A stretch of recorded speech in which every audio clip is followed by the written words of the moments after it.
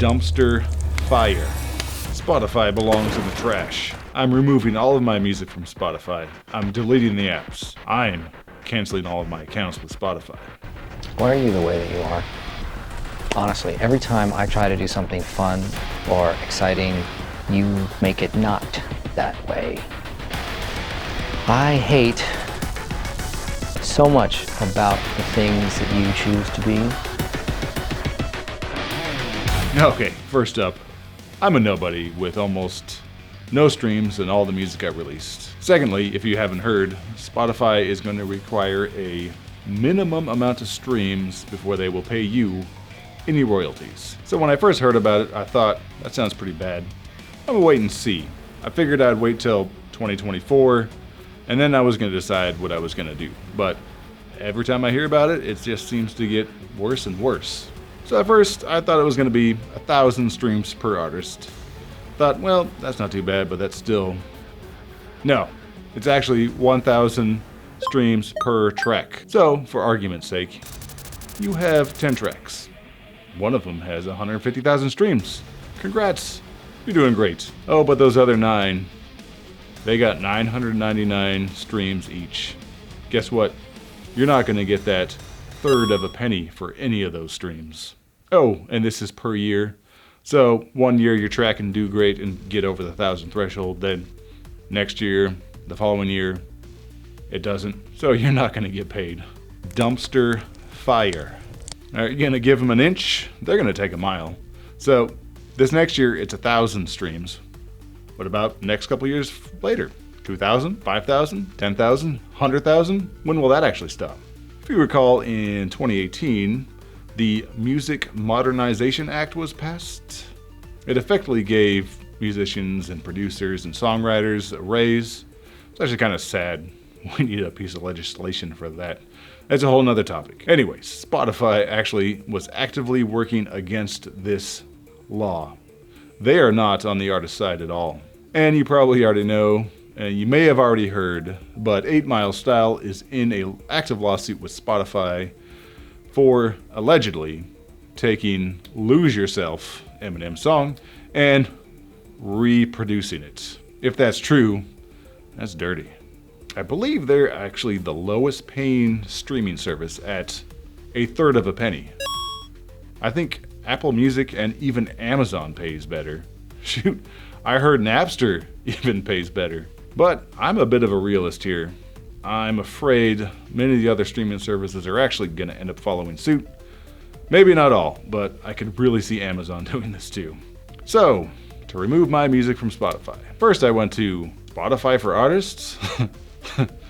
Oh, the irony. Well, it looks like I got to talk to my distributor. I use DistroKid, and I really have no issues with them. They push my music to all the streaming services, so no qualms there.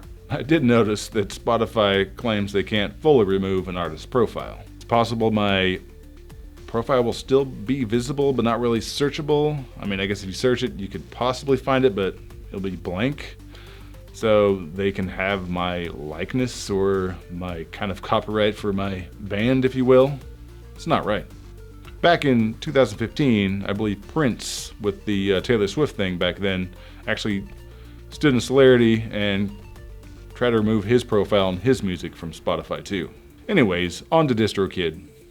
Unfortunately, there's not a button I can press just to say, hey, this track here, please remove it from Spotify or whatever. There's no edit button for that.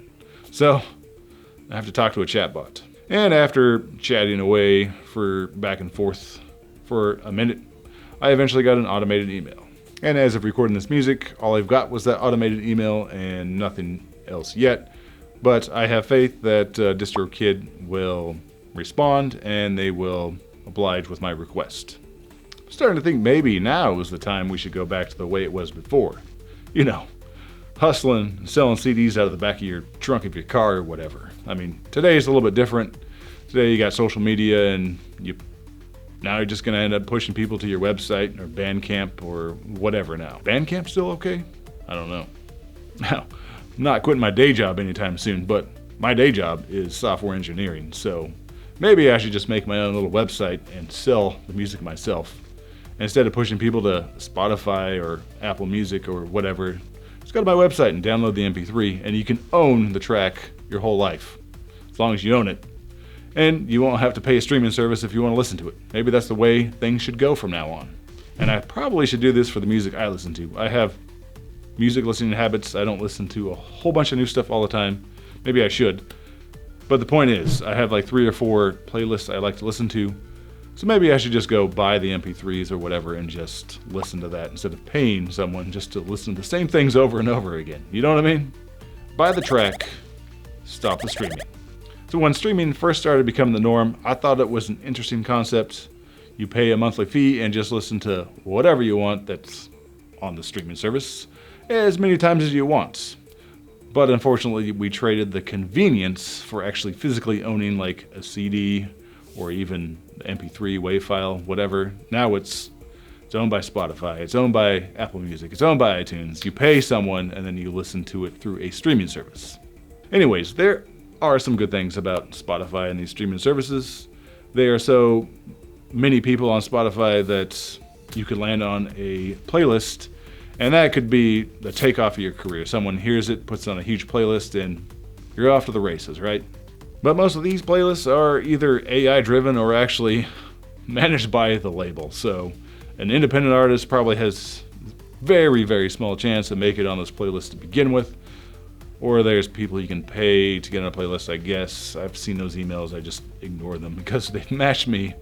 Once again, AI, they've matched me with the wrong stuff. I write synthwave or kind of ambient music, and I've been getting emails to go to a R&B hip hop playlist. I'm not even gonna reach out because the guy or gal running that playlist is just gonna ignore me or laugh at me, so whatever.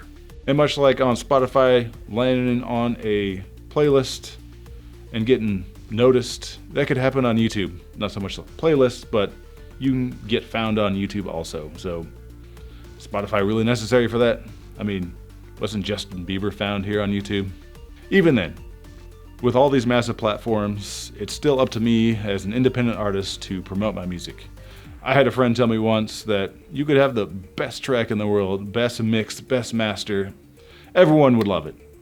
But if you don't promote it, nobody's gonna hear it. He said, I think he said 20% of the work is actually writing the music, recording it, mixing and mastering. The other 80% is promoting it and getting in front of the right people that want to hear that music. That's the important part.